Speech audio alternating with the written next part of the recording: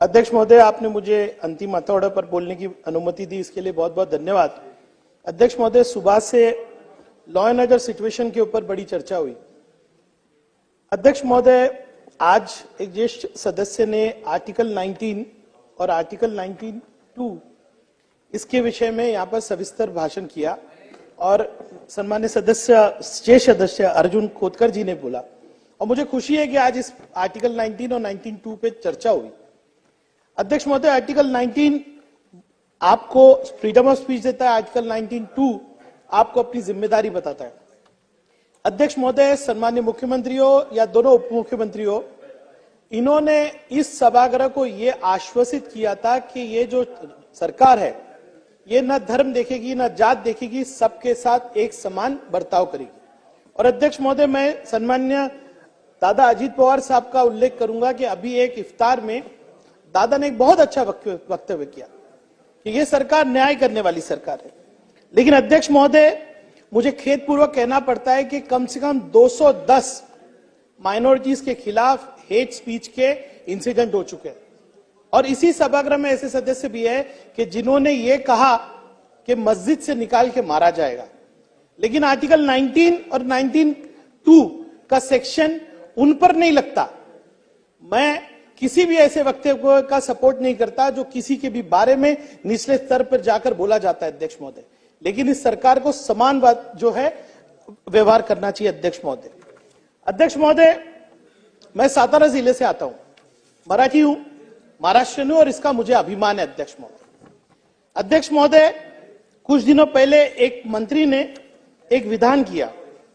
यह विधान क्या था कि छत्रपति शिवाजी महाराज के आर्मी में कोई मुसलमान नहीं था और जो स्वराज के लिए लड़ी हुई लड़ाई थी उसको धर्म की लड़ाई बताई।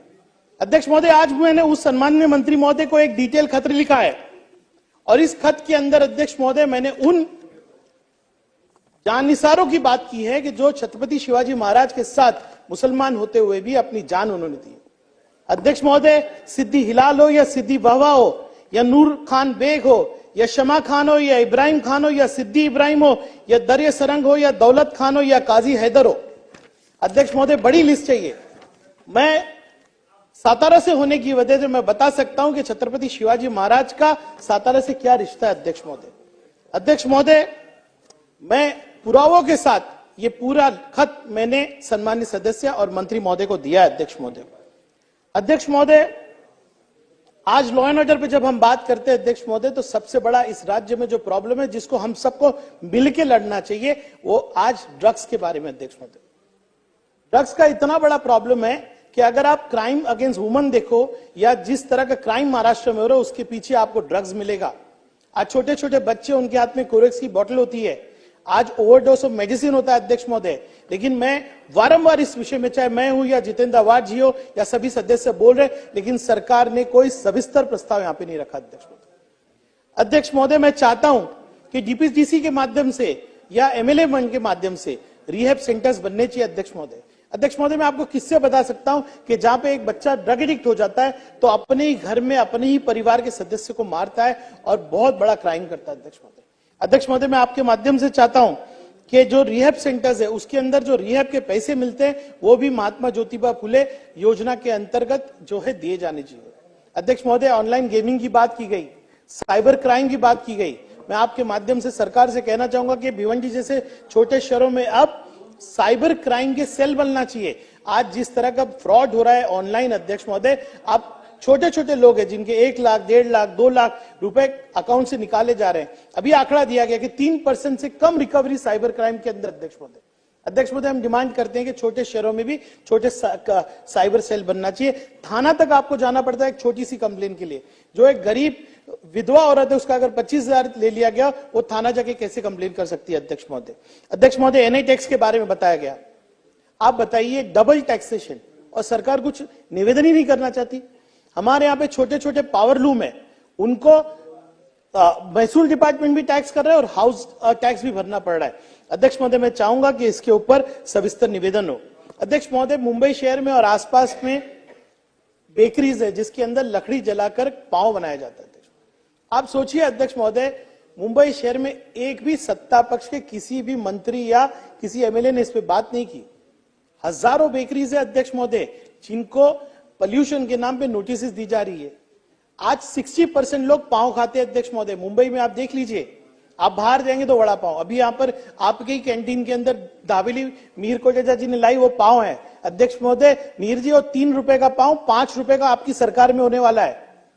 बेकरीज को नोटिस दी जा रही कि आप बंद करो।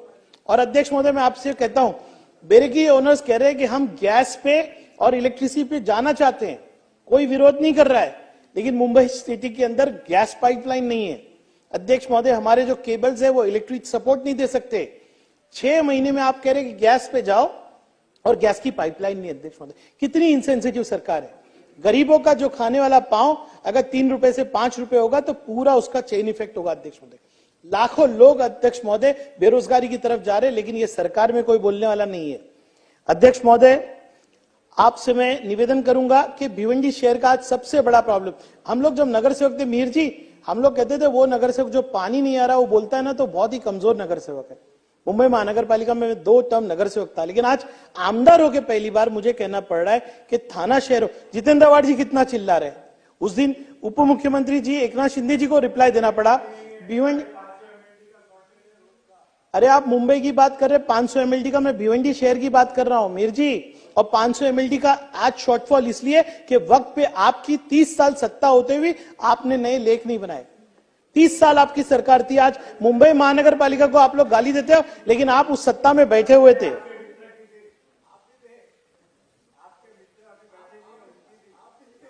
आप भी हमारे मित्र हैं, आप भी हमारे मित्र हैं, लेकिन ये बात सही है वरुण जी, आप लोगों को ध्यान देना चाहिए। 30 साल आपकी मुंबई महानगर पालिका में सत्ता थी, लेकिन आपने गारगाई का प्रोजेक्ट नहीं किया।